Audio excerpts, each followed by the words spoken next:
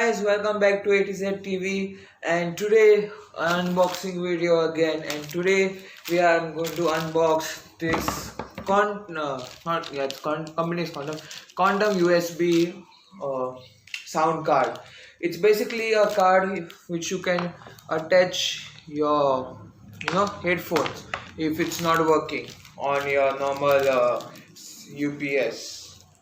So, or even on your phone, but no one uses it. So from Amazon, अपनी दुकान, slowly open it. With a different view today for you, so you can see it. Yes, the bill, and yeah, the sound card. As you can see, I hope it's viewable for y'all. It's the sound card and the bubble. Very satisfying. Okay, back to the okay, so as you can see, there are a lot of things here. Sorry about that technical issue. Just opening this now.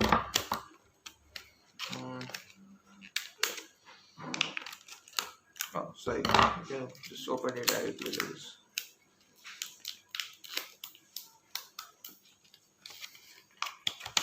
Yeah, and I was going to cut it. So you can see it here. It looks like this, or you can see like this. So there are two connection cords here, if you can notice. One, this is for headset. Okay, this one for the headset, and this is for the microphone.